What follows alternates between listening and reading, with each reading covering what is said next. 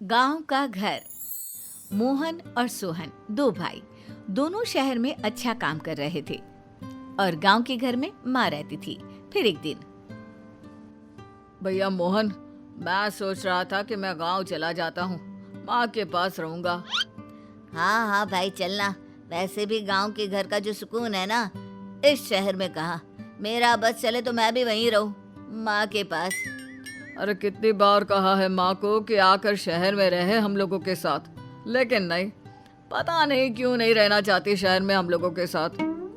अरे यार कैसी बात कर रहा है भाई, वो घर माँ के लिए पता है ना कितना वैल्यू करता है। पिताजी की यादें उस घर से जुड़ी है। अरे छोड़ ना भाई, आज के समय में कौन इतना सोचता है। वैसे भी गांव आ, फिर बात करते हैं। दोनों भाई अपनी बीवियों के साथ गांव पहुंचते हैं। अरे क्या बात है, दोनों भाई एक साथ।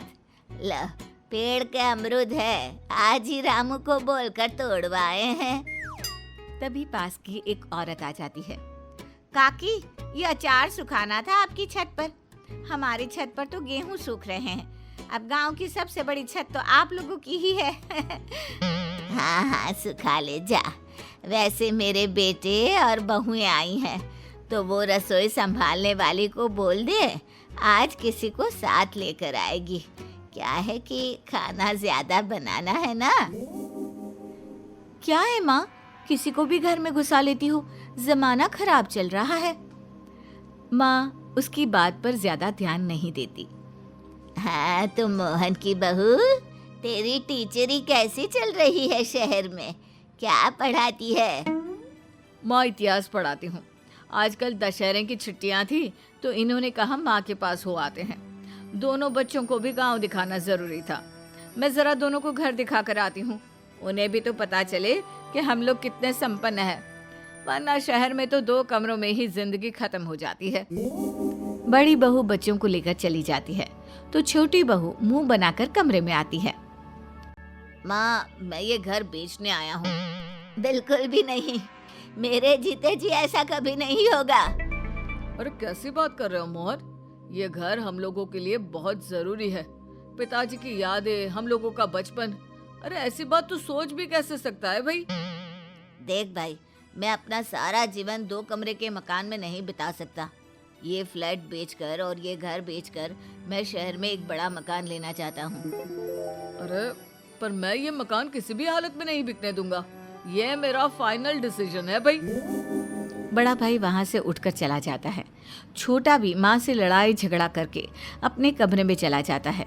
दोपहर को खाने के वक्त सभी टेबल पर इकट्ठा होते हैं कि छोटे की बीवी बोल पड़ती है। देखिए, आप सब बड़े हैं, इसका मतलब ये नहीं कि मनमानी करें। अरे हम लोगों का भी हिस्सा है इस घर में और मैं इसे बेचने आई हूँ। मैं घर बेचे बिना नहीं जाऊंगी। बड़ा भाई कुछ कहता है, इससे पहले माँ कहती है, मुझे घर बेचना मंजूर है। अब इस बारे में यहाँ बात नहीं होगी।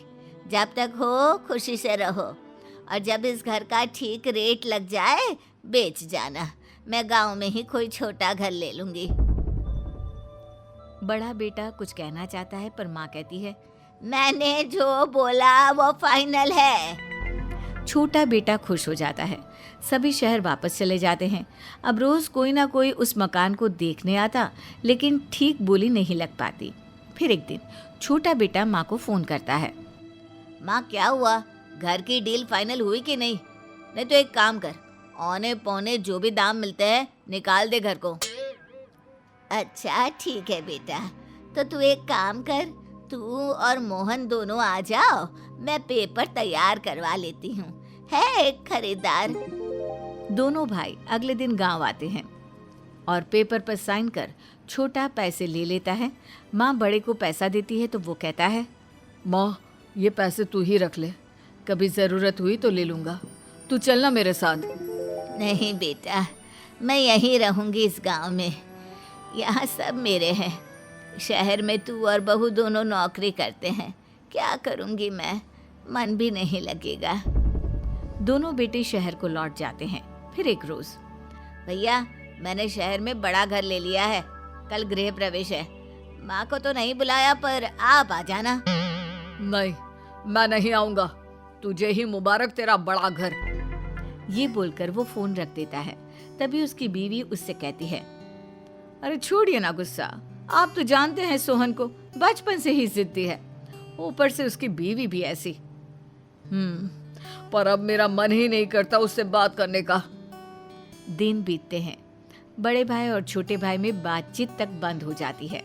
पर फिर एक दिन मोहन अपनी बीवी से कहता है,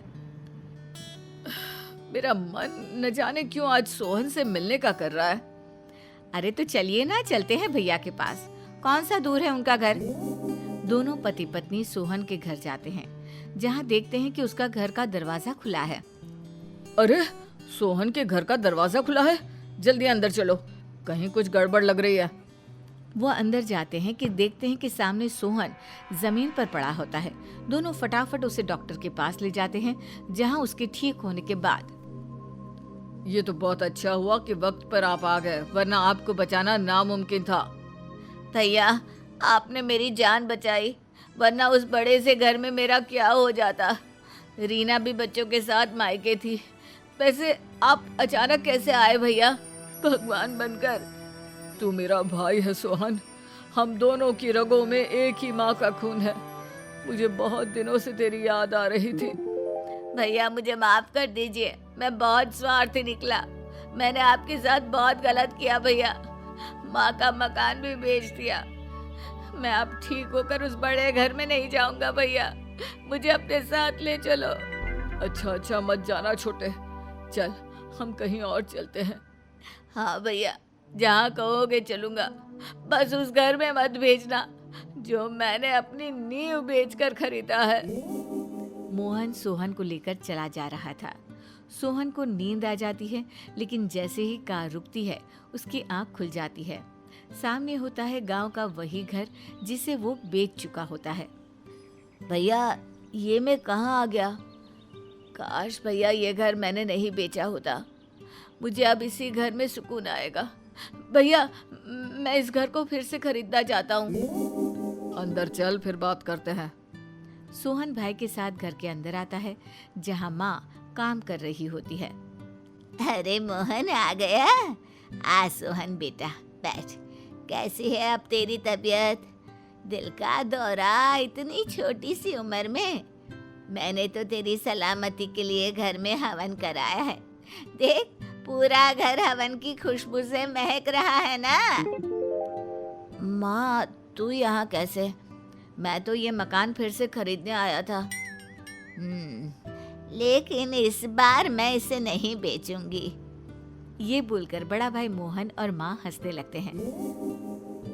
माँ, तू नहीं बेचेगी मतलब? बेटा, मैंने ये मकान कभी बेचा ही नहीं था, बस तुझे पैसे दिए थे जिससे तू बड़ा मकान खरीद सके। वो पैसे मुझे मोहन ने दिए थे। अब तू वापस आ गया, अब फिर से ये घर कभी भी बेचने की मत सोचना। गांव हमारी जड़ें होती हैं बेटा, और बिना जड़ के तो कोई भी खड़ा नहीं रह सकता। ना ही पेड़, ना घर और ना ही इंसान। समझ गया ना?